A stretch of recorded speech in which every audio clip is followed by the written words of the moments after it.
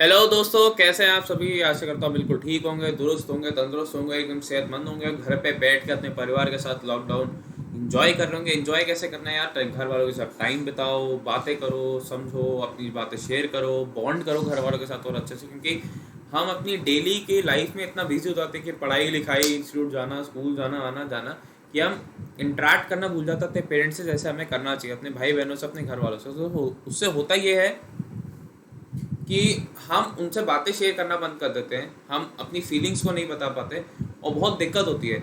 आप डिफेंस के एस्पिरेंट से, तो मैं आपको ये बताना चाहता हूँ कि आपका माइंड आपका सबसे बड़ा वेपन होता है। तो ये टाइम है आपको कि आपको अपना माइंड को ट्रेन करना है, आपके अपने माइंड को एक अच्छे हेल्दी माइंड में कन्वर्ट करना है। और आप कैसे करेंगे, जब आपको ये चीज़ समझ में आएगी कि हाँ, बातें शेयर करने से ही बोझ हल्का होता है। ये कुछ बातें हैं जो मैं अक्सर आपसे कहता रहता हूँ, क्योंकि मेरा ये मत मोटिव नहीं है कि बस आपको पढ़ा के चले जाओ। मेरा मोटिव है कि आपको एक अच्छा इंसान बनाओ, एक अच्छा जबाज ऑफिसर बनाओ, जो देश के लिए सेवा करे, लेकिन एक राइट एटीट्यूड के साथ, एक राइट माइंडसेट के साथ। तो वो आप तभी कर पाएंगे जब आपको ये पता होगा कि हाँ, अब हमें कैसा महसूस हो रहा है। वो जब दूसरे से शेयर करेंगे तभी वो हमारे को सलाह मशवरा कर पाएगा। मैं आपके लिए हमेशा हूँ, लेकिन परिवार सबसे पहले। और प्लीज़ उनके साथ बॉन्ड करिए, घर पे रहिए, कहीं बाहर जाने की ज़रूरत नहीं है। अगर आज हमारा देश कोरोना से एक अच्छी स्थिति में पहुंच रहा है, मतलब विद ओवर पीरियड टाइम एक अच्छी स्थिति में पहुंच रहा है कि केसेस का ग्राफ कम हो रहा है, ठीक है, ये सब हो रहा है, तो इसलिए क्योंकि हम कुछ समझदार लोग घर पे बैठ के उसका पालन कर रहे हैं। और कुछ बेवकूफ़ लोग बाहर जाके आज भी ये कह रहे हैं कि गवर्नमेंट के साथ हम नहीं मानते, गवर्नमेंट के आदेशों को, या इससे ये खतरा है, इससे ये खतरा है। तो वो लोग, पहले बता दूँ ना, वो किसी पहली बात तो इंसान नहीं है। दूसरी चीज़, वो हैवान है। जो भी कर रहा हूँ मैं, किसी धर्म, किसी जात, किसी बात का नहीं कर रहा, ठीक है। Every person who is going out is not human. अगर वो इस सिचुएशन में भी ये कह रहा है कि मैं गवर्नमेंट को नहीं मानता, क्योंकि गवर्नमेंट अपने वोट बैंक नहीं बचा रही है, इससे वो देश बताना चाह रही है। ठीक है, गवर्नमेंट में 100 कमियाँ, गवर्नमेंट कैसी भी होगी, लेकिन हमारे को मेन चीज़ क्या है, हमारे को समझना है कि हाँ, गवर्नमेंट हमारे लिए कुछ कर रही है। ये कह रही है कि बस क्या करना है, हमारे को घर पे रहना है। राशन की कमी है, हाँ, राशन मिल रहा है, सबको भेज रही है गवर्नमेंट। एक इकोनॉमी बचाओगे जैसे जाके, वैसे तो यार यू यूज़ अ फ़ोन, मतलब टेबल के नीचे, वैसे तो पढ़ते लिखते नहीं है हम सारे, वैसे ऑफिस में जाके बात करते हैं, तब इकोनॉमी नहीं बचती। तो तब इकोनॉमी हम बर्बाद नहीं कर रहे। लेकिन अब जब गवर्नमेंट कह रही है कि प्लीज़ घर पे बैठ जाओ, हाथ जोड़ के कह रही है, या प्राइम मिनिस्टर हाथ जोड़ रहा है, तब तो प्लीज़ घर पे बैठो। आप और मैं समझदार है, मेरे को पता है, लेकिन और अन्य लोग नहीं। तो मैं आपको चाहता हूँ, डिफेंस के एस्पिरेंट है तो लाइक एन ऑफिसर आप लोगों को एजुकेट करिए, एटीट्यूड लेके आइए, जो आपके लोग बात माने, एक अच्छे बोलने वाले इंसान बने, जिससे लोगों को लगे हाँ यार, ये इसमें कुछ बात है, बहुत सही बात बोल रहा है। शुरू करते हैं अपना आज का लेक्चर। पहले बता दूं, अगर आप लाइव टेस्ट देना चाहते हैं, अपने मॉक की प्रिपरेशन को करना चाहते हैं, तो करना क्या है, बस आपको डेली लाइव टेस्ट चैनल पे आना है और लाइव टेस्ट देना है। ये लाइव टेस्ट आपका 6:30 बजे होता है, ठीक है। और इस पर मैं मंडे टू थर्सडे आपके लिए लाइव टेस्ट लेकर आता हूँ। आज भी आऊँगा, तो ज़रूर आइए और ज़रूर देखिए। और दूसरी चीज़, हाँ, ये सेशन थोड़ा सा लेट हो गया क्योंकि कुछ कारणों के कारण, साउंड इशू के कारण सुबह लेक्चर ले नहीं पाया। ये जब भी अपलोड होगा मैं आपको बता दूँ। इस पर मैं एक नंबर दूंगा अपना, ठीक है, तो आप उस नंबर पर आइए। और एक ग्रुप बनाया हुआ हमने, उस ग्रुप का हिस्सा बनिए। मैं आज से उस पर कुछ चीज़ें शेयर करने लग जाऊंगा, तो आप उस ग्रुप का हिस्सा बनिए और अपनी प्रिपरेशन लेवल को कभी मत रोकिए। आपको पता चल जाएगा कब लेक्चर प्रीमियर होना है, तो आप तब देख लेंगे। आज ही से सब्सक्राइब करो डिफेंस के। तो चलो, सब्सक्राइब करना ही है। 35,000 हो चुके हैं, तो guys thank you, thanks a lot. इसका भी लिंक डिस्क्रिप्शन में, इसे सब्सक्राइब करें क्योंकि इस पर आपको बेस्ट डिफेंस एजुकेशन मिलेगी। और अगर आपको कोई भाई बहन है मेरी बहन की तरह, जिसने अनअकैडमी की प्लस सब्सक्रिप्शन ली है क्लास 9 to 12 के लिए, उसने 99 रुपीज़ और 1 मंथ का फ़ायदा उठाया मेरा कोड लगा के, तो आप भी इसे ज़रूर प्रमोट करें। और अगर आप अनअकैडमी की कोई भी सब्सक्रिप्शन लेना चाहते हैं, तो आपको प्लानर ट्रेनिंग का कोड यूज़ करना है। अन्य जानकारी के आप 8448447780 पे जानकारी ले सकते हैं। मैं आपको बता दूँ, 360 रुपये प्रति माह की कम राशि पे भी आप अच्छे से पढ़ सकते हैं अपने डिफेंस के एग्ज़ाम्स के लिए। शुरू करते हैं आज का अपना।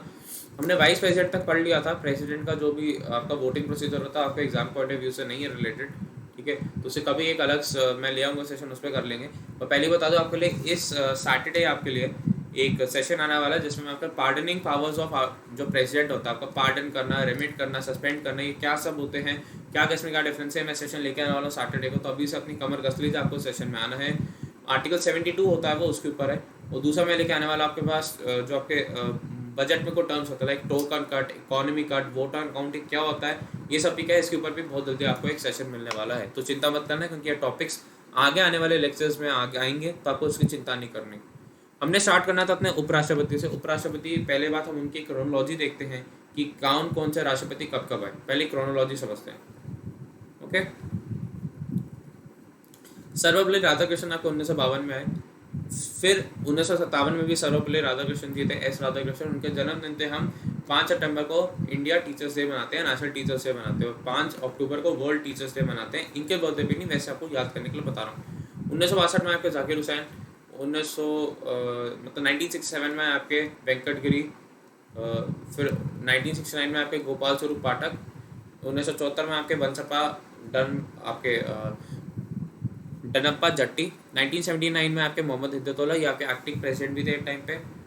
1984 में आपका रामास्वामी वेंकटरमन, 1987 में आपको शंकर दयाल शर्मा, 1992 में आपके के आर नारायण जी, 1997 में आपके कृष्णकांत, 2002 में आपके भैरव सिंह शेखावत, 2007 में आपके मोहम्मद हमीद अंसारी, 2012 में फिर से आपके मोहम्मद हमीद अंसारी, और 2017 में कौन थे आपके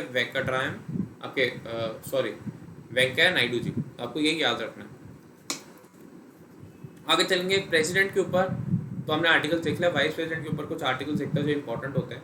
ठीक है, क्या है आपका आर्टिकल 63 कहता है कि एक तो हमारे पास देश में एक उपराष्ट्रपति होना चाहिए, देश should be vice president of India.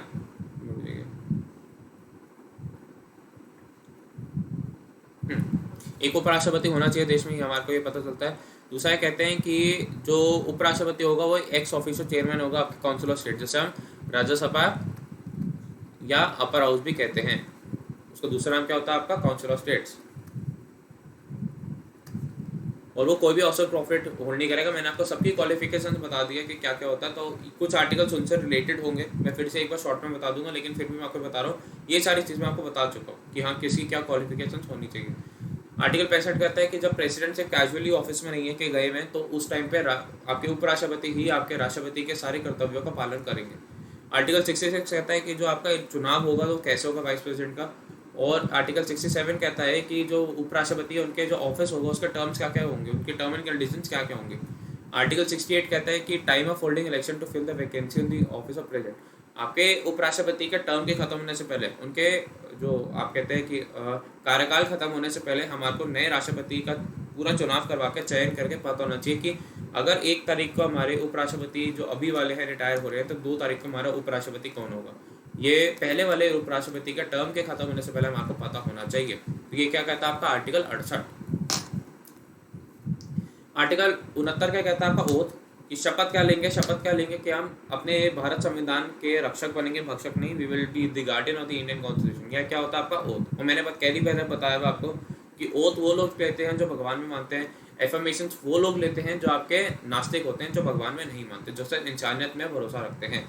Article 70 आता है आपका कि जो आपके राष्ट्रपति हैं उनका देहांत हो जाता है या वो इम्पीच हो जाते हैं, वो रिजाइन कर देता है, तो उस टाइम पे वाइस प्रेसिडेंट ही आपकी ड्यूटीज निभाएंगे पूरी प्रेसिडेंट की। आर्टिकल 71 कहते हैं कि रूल ऑफ इलेक्शन का होगा आपके प्रेसिडेंट और वाइस प्रेसिडेंट दोनों का।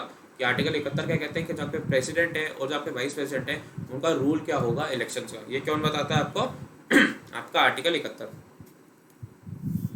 आर्टिकल 72 हमें बताता है कि पार्डनिंग पावर्स ऑफ प्रेसिडेंट क्या होगी, कि जो प्रेसिडेंट है वो पार्डन कैसे कर सकता है। मैंने पहले बता दिया कि इसके ऊपर आपके लिए एक बहुत ही ज़बरदस्त, एक बहुत ही महत्वपूर्ण आपके पास एक लेक्चर आने वाला है, उसके लिए ज़रूर वेट करिए, और क्योंकि वो लेक्चर आपको बहुत एक अच्छे लेवल पे लेके चल जाएगा आपकी पॉलिटिक अंडरस्टैंडिंग को। ओके, आर्टिकल 73 कहता है कि एग्जीक्यूटिव पावर जो आपकी केंद्र सरकार में है वो किस हद तक होगी, कि किस हद तक वो एक आपके कानून बना सकते हैं, किस हद तक वो किसी एक जगह के लिए, एक पर्टिकुलर प्लेस के लिए कानून बना सकते हैं, और किस फील्ड के लिए कानून बना सकते हैं। तो ये सब क्या डिसाइड करेगा आपके केंद्र सरकार के क्या क्या हदें हैं, उस हद को पार नहीं करना वो कौन करेगा आपका आर्टिकल 73 आपका डिसाइड करेगा। फिर काउंसिल मिनिस्टर्स आता है। आर्टिकल 74 क्या कहते हैं कि काउंसिल मिनिस्टर्स एक होगी जिसके हेड, ठीक है, आपके पीएम होंगे, आपके प्रधानमंत्री जी, और ये council of ministers with PM at the head ये सलाह मशवरा देगी आपके प्रेसिडेंट को, आपके राष्ट्रपति को जब वो मांगेंगे। ओके, और प्रेसिडेंट भी अपना कोई भी मेजर डिसीजन आपके जो काउंसिल मिनिस्टर्स हैं उन्हीं से ही सलाह मशवरा करके ले सकते हैं। आर्टिकल 75 कहता है कि जो आपके प्रधानमंत्री उन्हें आपके राष्ट्रपति ही नियुक्त करेंगे, उन्हें अपॉइंट करेंगे। और दूसरी चीज़, जो मिनिस्टर्स होंगे वो आपके प्रेसिडेंट द्वारा बनाए जाएंगे, लेकिन पीएम से सलाह मशवरा करने के बाद। और 91वां संविधान संशोधन आपके 91वां कॉन्स्टिट्यूशन अमेंडमेंट एक्ट जो कि 2003 में था, उसमें ये कहा गया था कि सिर्फ 15% लिमिट है आपके मिनिस्टर्स बनाने की। देखिए पहले क्या होता था, जब कोलिशन गवर्नमेंट का दौर आया तो आपके नंबर्स नहीं होते थे, तो आप लोगों को लालच दे देते थे कि हम तुम्हारे लिए एक मिनिस्ट्री बना देंगे, तुम्हारे को मिनिस्टर बना देंगे, क्योंकि मिनिस्टर बनना एक ना आपने दबाव, फिर वो करप्शन वरप्शन पहले होती थी, अब तो नहीं। तो करप्शन खत्म हो, एक कुछ अमाउंट ऑफ मिनिस्टर्स की पावर सबके पास नहीं जाए, कुछ इंपॉर्टेंट सदस्यों के बाद जब वो क्या हुआ, आपके 15% लिमिट लगा दी कि 15% से ज़्यादा आप मिनिस्टर्स बना ही नहीं सकते। जैसे आपके MP 100 हैं, तो 100 का 15% 15 हुआ, तो सिर्फ आप 15 ही मिनिस्टर्स बना सकते हो, बस इतनी आपकी लिमिट थी। और ये आपका आर्टिकल 75 में आया। फिर आपका आता है आर्टिकल 76। आर्टिकल 76 होता है आपका अटॉर्नी जनरल। डायरेक्टली आपसे क्वेश्चन पूछ सकता है कि अटॉर्नी जनरल का आर्टिकल कौन सा होता है। आपको बताना आर्टिकल 76 आपका अटॉर्नी जनरल का आर्टिकल होता है, और हाईएस्ट लॉ ऑफिसर होता है देश का, कि इनसे बड़ा कोई कानून का मतलब दावेदार नहीं है पूरे देश में आपके केंद्र सरकार के लिए। इन्हें राष्ट्रपति अपॉइंट करते हैं, और इनकी सैलरी और सब कुछ इनका राष्ट्रपति ही डिसाइड करते हैं। और ये एडवाइस करते हैं यूनियन, जो आपकी गवर्नमेंट होती है, आपकी जो केंद्र सरकार होती है, सारी लीगल मैटर, सारे कानूनी तौर तरीकों पे कौन एडवाइस करता है, आपका अटॉर्नी जनरल, और ये आर्टिकल 76 में आता है। फिर आता है आपका आर्टिकल 77। आर्टिकल 77 कहता है कि कंडक्ट ऑफ गवर्नमेंट बिजनेस, कि जो सारे एग्जीक्यूटिव एक्शंस है सरकार के, जो भी डिसीजन लेगी, एग्रीमेंट साइन करेगी, MUs बनाएगी, वो आपके प्रेसिडेंट के नाम पे होंगे। सारे डिसीजन सब आपके प्रेसिडेंट के नाम पे होंगे, और प्रेसिडेंट ही उन पर दस्तखत करेंगे। जो भी एग्रीमेंट बनेगा, MOU बनेगा, सारे राष्ट्रपति के नाम पे, सारे राष्ट्रपति के दस्तखत के बाद ही बनेगा। आर्टिकल 78 बताता है कि कौन क्या क्या कर्तव्य आपके प्राइम मिनिस्टर के। आपके लेवल पे इतना आएगा नहीं, डायरेक्ट आर्टिकल और ये पूछेगा कि क्या क्या ड्यूटीज आपके प्राइम मिनिस्टर के। ओके, चलिए article 78 duties of prime minister. Article आता है आपका आर्टिकल 79। ये क्या पूछता है कि कॉन्स्टिट्यूशन पार्लियामेंट क्या होगा। ये मैं बहुत बार बता चुका हूँ कि पार्लियामेंट में क्या क्या होता है। एक आपका प्रेसिडेंट होगा राष्ट्रपति, एक आपकी लोकसभा होगी, और एक आपकी राज्यसभा होगी। तो ये कौन बताता है आपको, आर्टिकल 79। आर्टिकल 80 होता है आपके लिए काउंसिल ऑफ स्टेट, यानी आपके राज्यसभा और अपर हाउस के लिए कितने मेंबर्स होंगे, कौन हेड होगा, ठीक है, और वाइस चेयरमैन कौन होगा, चेयरमैन होगा, ये सब आपको राज्यसभा के बारे में आर्टिकल 80 बताता है। डायरेक्टली पूछ लेंगे कि काउंसिल ऑफ स्टेट कौन सा आर्टिकल के अंडर है, तो कौन सा अनुच्छेद है, आर्टिकल 80। हाउस ऑफ पीपल, ऐसी सेम सारी कंडीशंस आर्टिकल 81 में, वो लोकसभा और लोअर हाउस होता है। ओके, फिर आर्टिकल 82 होता है कि आफ्टर एवरी सेंसस, ठीक है, जो सीटें उनके नंबर रीएडजस्ट करे जाएंगे, उनको बदलाव करा जाएगा। ओके, आर्टिकल 83 कहता है कि दोनों हाउसेस का ड्यूरेशन कितना होगा, लोकसभा का 5 साल, राज्यसभा का 6 साल, और उन 6 साल में से हर 2 साल में 1/3 सदस्य आपके रिटायर हो जाते हैं। ये भी मैंने आपको बताया है पहले, कोई नई चीज़ नहीं बता रहा। आर्टिकल 84 होता है आपका कि qualification for membership of parliament, ये जो MP है वो किस तरीके से क्वालिफाई हो सकता है, क्या क्या उनके पास होना चाहिए, जैसे नो ऑफिस ऑफ प्रॉफिट, इतनी उम्र होनी चाहिए, इतनी आयु होनी चाहिए, ये सब मैंने आपको बताया हुआ है, बहुत लोकसभा और राज्यसभा के अलग अलग से। आर्टिकल 85 होता है आपका सेशन ऑफ पार्लियामेंट की, एक मतलब कितने सेशन होंगे, हर आपके 2 सेशन के बीच 6 महीने से ज़्यादा का गैप नहीं हो सकता। आपका आर्टिकल 85 होता है, और ये आर्टिकल 84-85 आपके क्वालिफिकेशंस बताते हैं। फिर होता है आपका आर्टिकल 87 और आर्टिकल 88। ये स्पेशल एड्रेस वाला आपके जो होते हैं आपके राष्ट्रपति, वो कब आपको एड्रेस करेंगे, क्यों एड्रेस करेंगे और कैसे एड्रेस करेंगे, आपके आर्टिकल 87 और आपका आर्टिकल 88 होता है। ऑफिस ऑफ पार्लियामेंट की कौन कौन से ऑफिस होते हैं, एक तो आपका काउंसिल ऑफ स्टेट, आपका राज्यसभा, और एक आपका हाउस ऑफ पीपल है, जिसे हम लोकसभा कहते हैं। काउंसिल ऑफ स्टेट आपका 89 to 92 होता है, वो उनका बिजनेस कैसे कंडक्ट होगा, कितने सदस्य हैं और क्यों हैं, ठीक है, कितने नॉमिनेट होंगे, कहाँ से नॉमिनेट होंगे, वाइस चेयरमैन की क्या पावर है, और जो आपका चेयरमैन है, जो आपके कौन होते हैं, आपके उपराष्ट्रपति, उनकी क्या पावर है, ये सब आपको कौन बताएगा, article 89 to 92। House of people कौन होगा, 93 to 96। स्पीकर की क्या पावर्स है, MPs के क्या कर सकते हैं, कब आप क्वेश्चन पूछ सकते हैं, कब नहीं, ये सब कौन बताएगा आपको, 93 to 96। Conduct of business of parliament आपको आर्टिकल 100 बताएगा कि कैसे उसमें सलाह मशवरा होगा, कैसे आप क्वेश्चन पूछ सकते हैं, क्या रूल्स हैं, मतलब रूल्स है वहाँ पे कि क्या आप कभी भी उठ के कुछ भी पूछ सकते हैं, कोई रिटर्न रिप्लाई देना पड़ता है, आपको बोलना पड़ता है कि हाँ मैं बोलना चाहता हूँ, तो क्या कंडक्ट होने का है आपको बिजनेस ऑफ पार्लियामेंट, ये कौन बोलेगा, आपका आर्टिकल 100। फिर आता है आपका कि जो मेंबर ऑफ पार्लियामेंट्स होते हैं राज्यसभा और आपके लोकसभा के, उनको डिस्क्वालीफाई कैसे कर सकते हैं, उनकी मेंबरशिप को खाली आपके खारिज कैसे कर सकते हैं, वो क्या होता है आपका आर्टिकल 101 से आर्टिकल 104 में आता है। और इसमें एक और चीज़ आती है, इसमें आर्टिकल 105 में आती है कि क्या उनके पास ताकतें हैं, क्या प्रिविलेजेस हैं और इम्यूनिटीज़ क्या क्या आपके पार्लियामेंट और उनके सदस्यों की, तो आपका आर्टिकल 105 में आता है, ये आपको याद रखना है। डायरेक्टली आपसे क्वेश्चन पूछेंगे, power, privileges and immunities of parliament and its members किस आर्टिकल के तहत होती हैं, आपको क्या बोलना, डायरेक्टली आर्टिकल 105। और अगर आपको फिर भी इसमें से कोई डाउट लगता है तो आपको क्या करना है, कुछ नहीं करना, बस आपको कमेंट में लिख के बताना है सर इसमें मेरे को डाउट है, मैं बिल्कुल उसमें क्लियर करने की कोशिश करूँगा। वैसे इतना कुछ है नहीं, हम पॉलिटी में 95% सिलेबस खत्म कर चुके हैं। अब जो बाकी का रिमेनिंग है वो वही चीज़ें रिपीट होंगी जो मैं आपको पहले ही इन जनरल बता चुका हूँ, बस उनके साथ एक आर्टिकल जुड़ जाएगा। और आपको इतने सारे आर्टिकल याद नहीं रखने हैं, जो मैं आपको कह रहा हूँ हाँ उतने आपको याद रखने हैं। जैसे 105 इंपॉर्टेंट है, 76 इंपॉर्टेंट है, तो आपको इतने याद रखने हैं। 80 इंपॉर्टेंट है, 81 इंपॉर्टेंट है, ठीक है। अगला आता है आपका लेजिस्लेटिव प्रोसीजर कि आर्टिकल 107 कि कैसे बिल इंट्रोड्यूस होंगे और कहाँ होंगे और कैसे उन्हें पास करा जाएगा। आर्टिकल 107 की जॉइंट सेटिंग कब होगी, मैं जॉइंट सेटिंग में आपको बता चुका हूँ कि आपकी जॉइंट सेटिंग किस माहौल में होगी, कौन बुलाएगा, कौन उसे प्रेसाइड करेगा, सब मैं बता चुका हूँ। बुलाएंगे आपके राष्ट्रपति, आपके प्रेसिडेंट, और प्रेसाइड कौन करेगा, आपके स्पीकर, ओके। फिर आता है आपका आर्टिकल 109 कि मनी बिल क्या होता है और क्यों उसे हम राज्यसभा में इंट्रोड्यूस नहीं कर सकते, क्यों उसे हम राज्यसभा में इंट्रोड्यूस नहीं कर सकते, आपका आर्टिकल 109 होता है। आर्टिकल 110 होता है कि मनी बिल क्या होता है, ये इसकी डेफिनेशन बताएगा कि हाँ किस किस तहत में मनी बिल होगा, कि क्या उसे पैसों की बात होनी चाहिए या क्या बात होनी चाहिए, आपके सब मनी बिल बताएगा। आर्टिकल 111 होता है कि हाँ राष्ट्रपति के दस्तखत और उन तक बिल कैसे पहुँचेगा, क्या प्रोसेस है, कि राज्यसभा में पास होना चाहिए नहीं, लोकसभा में पास होना चाहिए नहीं, कितनी मेंबर्स की उसके पास मतलब क्या कहते हैं उसे कि मत होना चाहिए, मेजॉरिटी बिल के पास है या नहीं, कितनी मेजॉरिटी होनी चाहिए, सब क्या बताएगा आपका आर्टिकल 111 और एसेंट ऑफ बिल। और ये पूरे को हम क्या कहते हैं आपके आर्टिकल 107 से आर्टिकल 111 को लेजिस्लेटिव प्रोसीजर, कानून बनाने का तौर तरीके। फिर आते हैं हम किस पे, अपने एएफएस आर्टिकल 112 मतलब एनुअल फाइनेंशियल स्टेटमेंट। मैंने बताया है कि सारे साल के जितने गवर्नमेंट ने खर्चे करे और अगले आने वाले साल में जितना प्रोजेक्ट करिए कि हम खर्चे करेंगे वो क्या होगा, आपका एनुअल फाइनेंशियल स्टेटमेंट। और पूरे संविधान में बजट शब्द का कहीं भी निवारण या यूज नहीं हुआ गया। आर्टिकल 113 क्या कहता है कि प्रोसीजर इन पार्लियामेंट की, पार्लियामेंट पे क्या किस तौर तरीके से हमें करना होगा, क्या प्रोसीजर होगा, वो उसमें आता है आपको procedure in financial matters.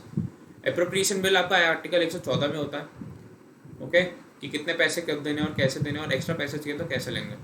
Article 115 आपका सप्लीमेंट्री एडिशन और एक्सेस ग्रांट, कि हाँ उसके साथ साथ कुछ चाहिए, कुछ अलग से चाहिए या बहुत ज़्यादा चाहिए तो वो आर्टिकल 115 में आता है। और article 116 vote on account, vote on credit and grants, ये मैंने आपको बताया, आपको उसके ऊपर एक स्पेशल सेशन मिलने वाला है, तो बहुत जल्द आपका एक स्पेशल सेशन मिलेगा। बस आपको क्या याद रखना है इसमें, आपको आर्टिकल 112 याद रखना और आर्टिकल 116, ये इंपॉर्टेंट हो जाते हैं। बाकी आप एक बार पढ़ेंगे, 2-3 बार देखेंगे, नोट्स करेंगे तो आपको समझने चीज़ें याद हो जाएंगी, लेकिन एक आपको आर्टिकल 112 और आर्टिकल 116 बिल्कुल अच्छे से याद होना चाहिए, ओके।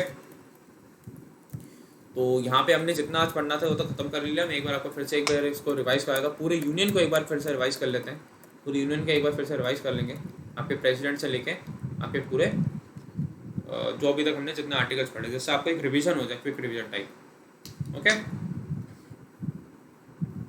पहली चीज़, यूनियन में आपका एग्जीक्यूटिव, लेजिस्लेचर और जुडिशरी आती है, हम देख चुके हैं, ओके। अगली चीज़, जो कॉन्स्टिट्यूशन होता है उसमें आपका लेजिस्लेटिव, एग्जीक्यूटिव और जुडिशियल आता है। लेजिस्लेटिव में आपका प्रेसिडेंट और आपका पार्लियामेंट आता है, पार्लियामेंट में आपका राज्यसभा और लोकसभा आता है और आपका उपराष्ट्रपति भी आता है। एग्जीक्यूटिव में आपका प्राइम मिनिस्टर और जो काउंसिल मिनिस्टर्स होते हैं, जो सारे एग्रीमेंट्स, जो सारे एमयू साइन होंगे वो किसके मतलब नाम पे होंगे, आपके प्रेसिडेंट के नाम पे होंगे, ओके। और प्रेसिडेंट आपके, अच्छा इनके बारे में भी आगे पढ़ेंगे, ठीक है। जुडिशियल आपके सुप्रीम कोर्ट होता है, फिर आपका हाई कोर्ट इन जो स्टेट्स होता है, और फिर आपका डिस्ट्रिक्ट कोर्ट आता है। तो 3 टायर जुडिशियल सिस्टम है इंडिया में।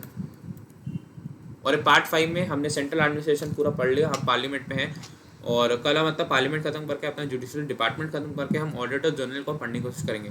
ऑडिटर जनरल क्या होता है, आपका एक तरीके से सीए ऑफ द गवर्नमेंट। ये पार्ट 5 पढ़ रहे हैं, 52 से 151। राष्ट्रपति के बारे में देखते हैं कि कौन कौन राष्ट्रपति कब कब बने, ठीक है।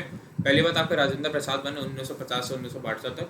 फिर आपके सर्वपल्ली राधाकृष्णन बने आपके 1962 से 1900 आपके 1967 तक। फिर आपके जाकिर हुसैन बने 1967 टू 1969, लेकिन इनका ऑफिस में देहांत हो गया, तो इसके एक्टिंग प्रेसिडेंट इस टाइम पे कौन बना था, आपके मोहम्मद हिदायतुल्लाह।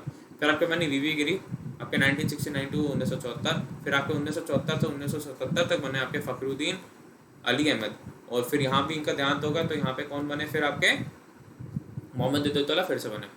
और उनके बाद कौन बने, आपके नीलम संजीवा रेड्डी 1977 से लेकर 1982। फिर ज्ञानी जैल सिंह 1982 टू 1987। फिर आपके बने आर वेंकटरमन 1987 से लेकर 1992। फिर आपके बने शंकर दयाल शर्मा आपको 1992 से लेकर 1997। फिर आपके बने के आर नारायण जी 1997 टू 2002। फिर आपके बने एपीजे अब्दुल कलाम 2002 से लेकर 2007। फिर आपके बने प्रतिभा पाटिल 2007 से लेकर 2012। फिर आपके बने प्रणब मुखर्जी 2012 से लेकर 2017। और फिर आपके बने रामनाथ कोविंद जी जो अभी तक हैं 2017 से लेकर, और इनका कार्यालय 2022 तक होगा। अब पढ़ते हैं प्रेसिडेंट के बारे में। प्रेसिडेंट एक तो फर्स्ट सिटीजन होता है और ये head of the state of India होता है। दूसरी चीज़, इंडियन आर्म फोर्सेस के मतलब कमांडर इन चीफ होता है। अगली चीज़, इन्हें इलेक्ट कौन कौन करता है? आपके सारे एमपीज जो कि इलेक्ट हुए हैं, नॉट नॉमिनेटेड, मतलब तो वो 14 सदस्य जो नॉमिनेट होते हैं, आपके 2 एंग्लो इंडियंस और 12 जो राज्यसभा में राष्ट्रपति नॉमिनेट करते हैं वो नहीं करेंगे। सारे एमएलए हर राज्य के, पौंडीचेरी और दिल्ली के भी एमएलए आपको करेंगे। इनका कराले 5 साल का होता है और इससे रिन्यू भी कर सकते हैं। आर्टिकल 53 कहता है कि जो एग्जीक्यूटिव अथॉरिटी है वो प्रेसिडेंट के पास होगी। सारे जो डिसीजन होंगे एग्जीक्यूटिव वो प्रेसिडेंट लेंगे, लेकिन किससे सलाह मशवरा करके? आपके प्राइम मिनिस्टर और जो काउंसिल मिनिस्टर्स हैं उनके साथ। प्रेसिडेंट जहाँ रहते हैं उसे सेट को हम राष्ट्रपति भवन कहते हैं। ओके, अगला इंपॉर्टेंट आर्टिकल्स जो कि रिलेटेड है 52, एक हमारे पास राष्ट्रपति होना चाहिए। आर्टिकल 53 एग्जीक्यूटिव ऑफ इंडिया होते हैं वो। आर्टिकल 54 ये इलेक्शन ऑफ प्रेसिडेंट कैसे होते हैं, और आर्टिकल 55 की manner of election of president क्या है। फिर आर्टिकल 56 की term of office of president क्या होगा, और आर्टिकल 57 की एलिजिबिलिटी क्या है कि हाँ कैसे उन्हें फिर से रीइलेक्ट करा जा सकता है। जैसे अब रामनाथ कोविंद जी फिर से बनना चाहें तो कैसे बन सकते हैं, ये हमें कौन बताता है? आपका आर्टिकल 57। आर्टिकल 58 का कहता है कि क्वालिफिकेशन क्या क्या होनी चाहिए। एक, आपका 35 साल की उम्र, लोकसभा के मेंबर बनने योग्य होने चाहिए। इंडियन मतलब एक हिंदुस्तानी नागरिक होने चाहिए, इंडियन सिटीजन, और नो ऑफिस ऑफ प्रॉफिट इनको होल्ड करना है। अगला होगा था आपका आर्टिकल 59 की कंडीशन ऑफ प्रेसिडेंट ऑफिस क्या होंगी। ये मैं आपको पहले अच्छे से समझा चुका हूँ, फिर भी रिवाइज कर रहे हैं तो मैं आपको बता रहा हूँ कि कंडीशन ऑफ प्रेसिडेंट ऑफिस क्या होंगी। आर्टिकल 7 क्या कहता है? ये ओथ लेंगे, मतलब शपथ लेंगे कैसे? रक्षक की तरह आपके भारतीय संविधान के, या guardian of the Indian constitution की तरह ये एक ओथ लेंगे। फिर आर्टिकल 61 क्या कहता है कि इम्पीचमेंट ऑफ प्रेसिडेंट कैसे होगी, कि हम इम्पीच कैसे कर सकते हैं, ये सब भी मैं पहले ही बता चुका हूँ। आर्टिकल 62 का कहता है कि election for the vacancy cause by the expiration of term, ये पहले ही समझा चुका हूँ आपको, क्योंकि टर्म खत्म होने से पहले आपको ये पता होना चाहिए हमारा अगला राष्ट्रपति कौन बन रहा है। और ये vote on account MLA MPs में सिर्फ आपको ये बता सकता हूँ कि एमपीज एंड एमएलए के जो टोटल वोट होते हैं क्या होते हैं आपके 10,98,903। ये आपके लेवल पे समझना जरूर नहीं है, मतलब सोच रहा था समझाया नहीं, फिर मैंने सोचा नहीं आप ऐसे ही इतना स्ट्रेस होंगे पढ़ाई को लेकर, चलिए आपको इतना नहीं करता। फिर आता है आपके उपराष्ट्रपति पे। ओके, उपराष्ट्रपति पे आते हैं। उपराष्ट्रपति के बारे में आपको क्या पढ़ना है? सबसे पहली बात, सबसे पहले कौन था? आपके सर्वपल्ली राधाकृष्णन, ये 2 टर्म्स के लिए रहे 1962 तक। फिर आपका है डॉक्टर जाकिर हुसैन जो 1962 में आए। फिर आपका है वीवी गिरी जो 1967 में आए। फिर आपके गोपाल स्वरूप पाठक जो 1969 में आए। फिर आपका है के नारायण जी जो 1992 में आए, सॉरी। फिर आपका है बनसप्पा दनप्पा जट्टी जो आपके 1974 में आए। फिर आए आपके मोहम्मद हिद्दतुल्ला जी जो आपके 1979 में आए। फिर आपके रामास्वामी वेंकटरमन जो आपके 1984 में आए। फिर आपका शंकर दयाल शर्मा जो 1987 में आए। फिर आपके के नारायण जो आपके 1992 में आए। फिर आए आपके कृष्णकांत जो आपके 1997 में आए। फिर आए आपके 2002 में भैरव सिंह शेखावत। 2007 में आपके मोहम्मद हमीद अंसारी। 2012 में भी मोहम्मद हमीद अंसारी। और आपके 2017 में कौन? आपके वेंकैया नायडू जी। तो आपको ये पता होना चाहिए थोड़ा सा। आर्टिकल 63 का कहता है कि हमारे पास एक उपराष्ट्रपति देश में होना चाहिए। आर्टिकल 64 कहता है कि वो एक्स ऑफिसर चेयरमैन होंगे आपके राज्यसभा के। आर्टिकल 65 कहता है कि ये प्रेसिडेंट की तरह एक्ट करेंगे जब वो है नहीं कैजुअली अपने ऑफिस में। 66 कहता है कि चुनाव कैसे होगा। 67 कहता है कि इनका टर्म ऑफ ऑफिस क्या होगा। 68 बता रहा है कि उनकी भी वैकेंसी तब फेल हो जाना चाहिए बिल्कुल जल्द से जल्द, अभी वाले मतलब उपराष्ट्रपति के टर्म के खत्म होने से पहले। तो ये भी एक इंपॉर्टेंट आर्टिकल होता था 68। और प्रेसिडेंट का कौन सा था आपका? 62। तो 62 और 68 इंपॉर्टेंट आर्टिकल्स हो जाते हैं। आर्टिकल 69 कहता है आपका ओथ, कि हमारे को शपथ कैसे लेनी है।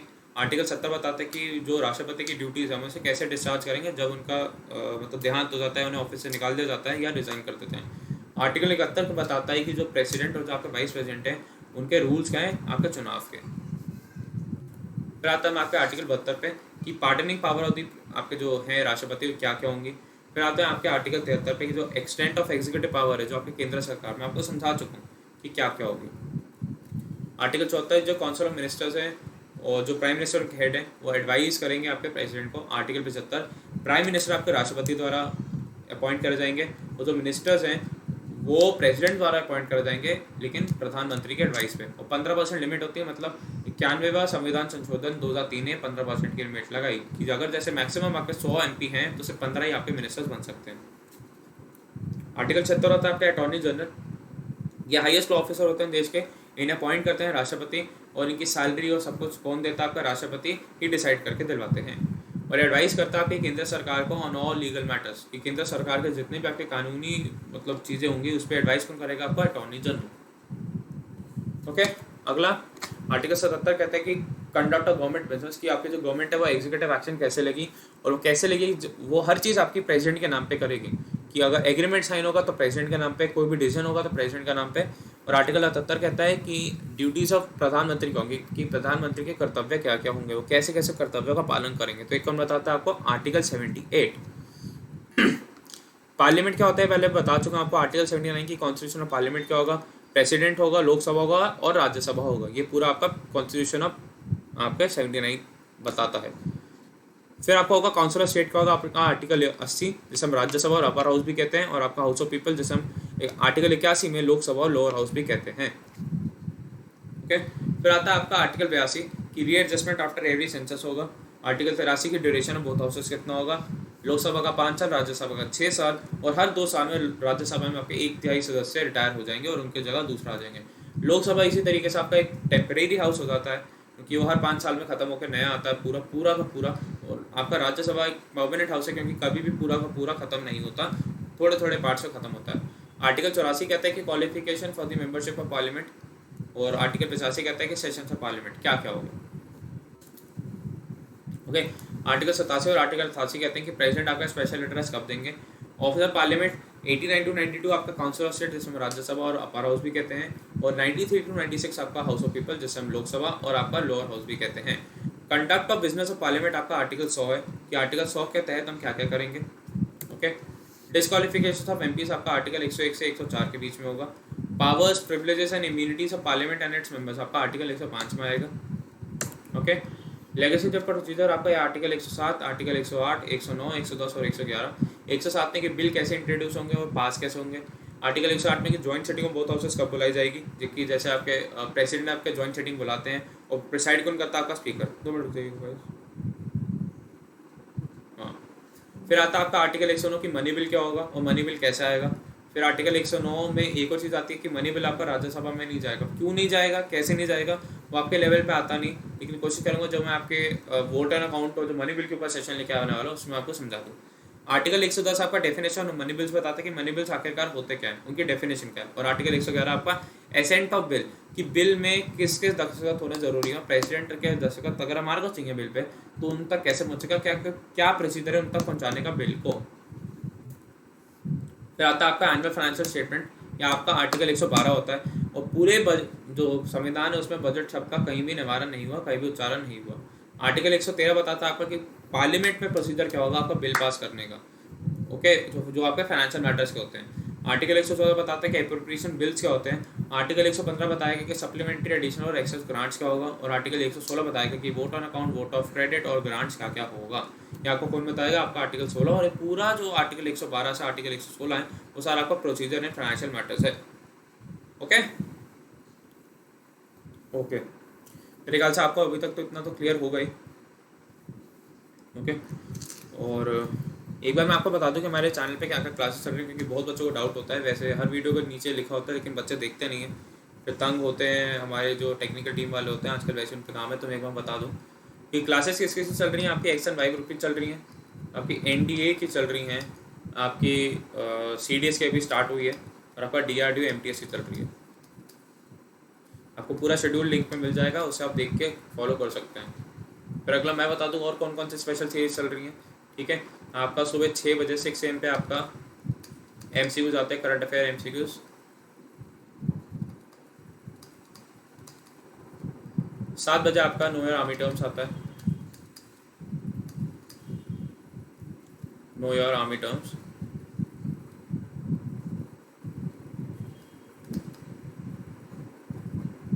और 8 बजे आपका सुष्मिता मैम क्या लेके आती हैं, आपका current affair of the day, current affairs session Sushmita ma'am लेके आती हैं। ये पहले 2 सेशंस मैं लेके आता हूँ।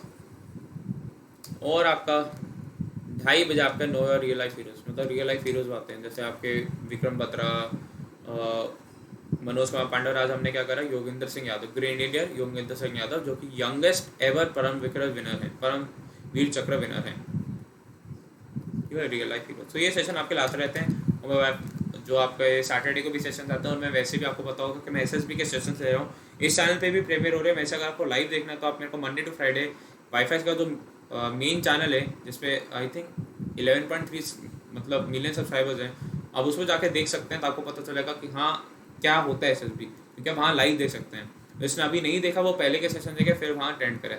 मंडे टू फ्राइडे आता है, आधे घंटे का ऑलमोस्ट सेशन होता है और आपको पता चलेगा कि हाँ मैंने एसएसबी में क्या करा था और कैसे और आप इंप्रूव कर सकते हैं और एसएसबी को क्लियर कर सकते हैं और कमीशन ऑफिसर बनने के अपने ड्रीम को पूरा कर सकते हैं। ओके, और ये सेशन से बहुत इंपॉर्टेंट है करंट अफेयर एमसीक्यू जो know our army heroes army terms. आपको मैंने इस टाइम आपके पैरा एसएफ और जो बलिदान बैच होता है उसको पहले एक सेशन करा था। एक हमारे स्टूडेंट हैं प्रियांशु जायसवाल जी, उन्होंने दिया था suggestion. Thank you Priyanshu Jaiswal ji, thank you इतने अच्छे सजेशन के लिए। तो उनके ऊपर मैं लेके आऊँ पैरा एसएफ और आपका बलिदान बैच और रियल लाइफ हीरोज में भी आप सजेशन दे सकते हैं, तो मैं पूरा इंप्लीमेंट करूंगा, लेकिन सजेशन उन्हीं वीडियोस के नीचे जाके। अगर आपको आर्मी टर्म्स के ऊपर सजेशन देना है तो आप आर्मी टर्म्स की वीडियो के नीचे सजेशन देंगे जो आपकी सबसे लेटेस्ट होगी। अभी लेटेस्ट कौन से आपकी आज हमने क्या करा था उसमें पैरा एसएफ एंड बलिदान, तो आप उनके नीचे जाके देंगे सजेशन। अगर आपको हीरोज के बारे में कोई सजेशन देना है तो आप उनके नीचे जाके देंगे, ये नहीं कि कहीं पे सजेशन दे दिया। और अभी के जो लेटेस्ट वीडियो है गोविंदर सिंह यादव की, वहाँ जाके अगर आपका उसकी मोटिवेशनल कोट है तो आप वो भी बता सकते हैं, वो भी इंप्लीमेंट करेंगे, क्योंकि चैनल आपका है और आपका ही रहेगा। ठीक है, आपका था, आपका है और आपका ही रहेगा। तो इसी बात हम विदा लेते हैं। सेशन छोटा था लेकिन मेरे को लगता है एक बहुत ही इन्फॉर्मेटिव सेशन था। ऐसे हम जल्दी से पॉलिटी खत्म करके आपके और स्टार्टेड क्वेश्चंस पाएंगे जो आपके एग्जाम को क्लियर करने में आपकी बहुत मदद करने वाले हैं। तो आपको करना कुछ नहीं है, बस इस चैनल के साथ जुड़े रहिए। ठीक है, लाइक करें वीडियो को, शेयर करें वीडियो को, चैनल को सब्सक्राइब करें और मेक श्योर करें कि आप बेल आइकन भी दबा दें। ठीक है, हम आपके साथ पूरे तरीके से हैं, पूरे अच्छे से हैं। हमारी टीम बहुत मेहनत करिए, बस आपको करना है क्या, हमारे को आश्वासन दिलाना है कि हाँ आप भी उतनी मेहनत करने के लिए तैयार है, तब हमारे को मोटिवेशन मिलती है। तो ओके, शेयर करिए इसे हर जगह, मैक्सिमम जगहों पे। पॉलिटी बहुत जल्दी खत्म हो जाएगा आपका जिस स्पीड से हम चल रहे हैं। मैं ऐसे ही छोटे छोटे सेशंस लेके आता रहूँगा ताकि आप पे बर्डन ना आए, क्योंकि चलिए जब समझाना था तब 1-1 घंटे के सेशन थी, लेकिन अब 35 मिनट टू मतलब 50 मिनट्स का session is more than enough, क्योंकि इसमें हम आपको स्टैटिक बहुत चीज़ें करवा रहे हैं और आपको याद करना भी ज़रूरी है। इसके आप नोट्स बना सकते हैं, वैसे मैं ट्राई करूँगा आपको पीडीएफ देने की, नहीं दे पाया तो माफ़ी, क्योंकि हिंदी में नहीं है, रिटर्न नहीं है मेरे पास। ओके, और ऐसी फॉर्म में है और शायद समझ ना आए आपको, लेकिन फिर भी मैं कोशिश करूँगा। तब तक आप अपने नोट्स बनाते रहिए। इस सेशन को 2-3 बार देखेंगे तो आपको मतलब आर्टिकल्स याद करने की जरूरत नहीं है, स्टोरी फॉर्म में भी करेंगे तब भी अच्छा है। तो और हम 95% सिलेबस पहले ही खत्म कर चुके हैं बहुत ही अच्छे मैनर में। ये तो आपको जो रिमेनिंग 5-7% है वो हम कर रहे हैं। ओके, तो thank you guys, take care, God bless you all, जय हिंद, जय भारत एंड वंदे मातरम। Okay, bye guys, salute to everyone, God bless you all.